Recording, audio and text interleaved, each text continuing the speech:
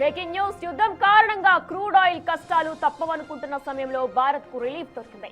ప్రపంచంలో అత్యంత రద్దీగా ఉండే హార్మూజ్ జలసంధి నుంచి భారత నౌకలు రాకపోకలకు అనుమతిస్తామని ఇరాన్ స్పష్టం చేసింది. తొలుత చైనా జెండా ఉన్న నౌకలకే పర్మిషన్ ఇస్తామన్న ఇరాన్ తాజాగా ఇండియాను కూడా ఆ లిస్టులో చేర్చింది. దీంతో క్రూడ్ ఆయిల్ కష్టాలు తప్పినట్లయింది.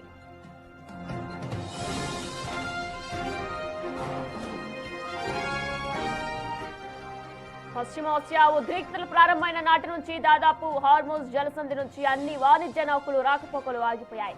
అమెరికా, ఇజ్రాయిల్, ఐరోపాతో పాటు వాటికి మద్దతిచ్చే దేశాలకు చెందిన ఏ నౌకైనా జలసంధిలో కనిపిస్తే పేల్చేస్తామని ఇరాన్ హెచ్చరించింది. అంతర్జాతీయ చట్టాలు, సంబంధిత తీర్మానాలకు అనుగుణంగానే యుద్ధ సమయంలో హార్మూజ్ జలసంధిలో రాకపోకలు తన నియంత్రణ ఉంటాయని ప్రకటించింది. దీంతో క్రూడ్ ఆయిల్ రవాణాపై సందిగ్ధత నెలకొంది. ఇక ఈ క్రమంలో ఇరాన్ భారత నౌకలకు మినహాయింపు ఇచ్చింది.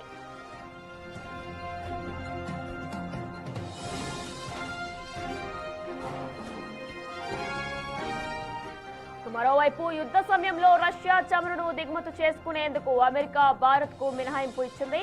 30 రోజుల వరకు రష్యా క్రూడ్ ఆయిల్ ను ఇండియా కొనుగోలు చేయవచ్చని చెప్పింది. అయితే సముద్రంలో చిక్కుకుపోయిన రష్యా నౌకల నుంచి మాత్రమే క్రూడ్ ఆయిల్ కొనాలని స్పష్టం చేసింది.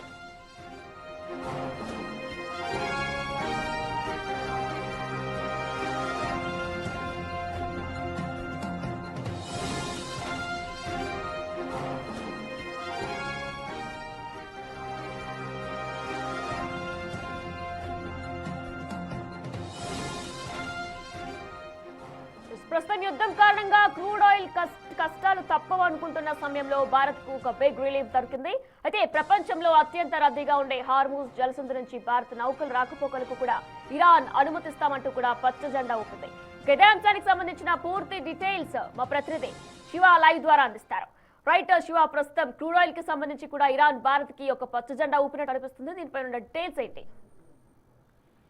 రైట్ విననా, ప్రజెంట్ పశ్చిమాసియా దేశాల యుద్ధం కొనసాగుతున్న నేపథ్యంలో ఇటు ఇజ్రాయెల్, అమెరికా, ఇరాన్ మధ్య తీవ్ర యుద్ధం కొనసాగుతుంది. ఈ నేపథ్యంలో ఆయిల్ కొరత ఏర్పడే అవకాశం ఉందనేది కూడా అందరూ భావించారు. దాని ద్వారా తీవ్ర ఇబ్బందులు ఎదుర్కొనే అవకాశం ఉన్నట్టు కూడా అందరూ అనుకుంటున్నారు. అయితే ఇప్పుడు ప్రజెంట్ హార్మూజ్ జలసంధి వద్ద రాకపోకలను కంప్లీట్ గా నిలిపివేసింది ఇరాన్. అటువైపు వస్తే కనుక డెఫినెట్ గా దాడి చేస్తామనేది పిలుపునిచ్చింది. అయితే ప్రధానంగా ఇక్కడ ఒక భారత్ కు వెసులుబాటు కల్పించేట్లుగానే అర్థమవుతోంది. భారత్ మినహా ఇతర దేశాలు ఏవైతున్నాయో, మరి ముఖ్యంగా ఇజ్రాయెల్, అమెరికా, ఇటు గల్ఫ్ కంట్రీస్ ఏవైతున్నాయో అటువంటి నౌకలు ఏదైనా ఇటువైపు హార్మూజ్ జలసంధి వైపు వస్తే కనుక ఈ ఆయిల్ రవాణా చేస్తే కనుక అటువైపు వాటిపై దాడి చేస్తామనేది కూడా ప్రధానంగా తెలియజేశారు. ఇక హార్మూజ్ నుంచి భారత నౌకలకు ఇరాన్ అనుమతించింది. అంటే భారత్ కు ఎటువంటి ఇబ్బంది లేదు, అక్కడి నుంచి మీరు వెళ్ళొచ్చు, తీసుకుని వెళ్ళొచ్చు అనేది కూడా మొత్తం పర్మిషన్ ఇచ్చింది. మొదట చైనా, ఇతర దేశాలకు అనుమతి ఇచ్చింది. రష్యా చమురు దిగుమతికి భారత్ కు అమెరికా అనుమతి ఇచ్చింది. అంటే 30 రోజుల వరకు భారత్ కు మినహాయింపు అయితే కల్పించారు. ఈ లోపు అక్కడి నుంచి ఈ రవాణా చేసుకునే క్రూడ్ ఆయిల్ ను రవాణా చేసుకునే అవకాశం కల్పించారు. అయితే ఫిబ్రవరి 28న మొదలైన ఈ యుద్ధం అనేది 7వ రోజు జరుగుతుంది. 7వ రోజు కూడా భీకర యుద్ధం కొనసాగుతోంది. దీని ద్వారా ఆయిల్ రవాణా పైన, క్రూడ్ ఆయిల్ సరఫరా పైన తీవ్ర ఎఫెక్ట్ పడే అవకాశం ఉందని కూడా అందరూ భావించారు. దాని ద్వారా భారత్ లో కూడా దీనికి ఎఫెక్ట్ ఉంటుందని కూడా అనుకున్నారు. అయితే ఈ హార్మూజ్ జలసంధి నుంచి దాదాపు 40% వరకు ఇటు భారత్ కూడా ఈ క్రూడ్ ఆయిల్స్ ను దిగుమతి చేసుకుంటుంది. అయితే ఇప్పుడు ప్రజెంట్ యుద్ధం నేపథ్యంలో ఆ జలసంధిని Iran మూసివేస్తుంది.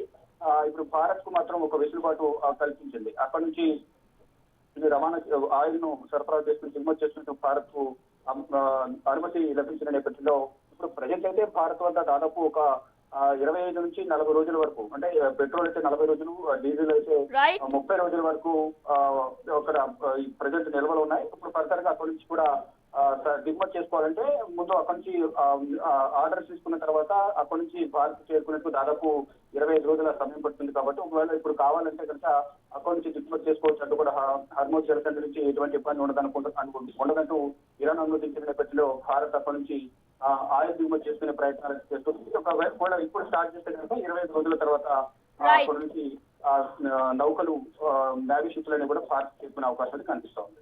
Right Shiva, thanks for the updates.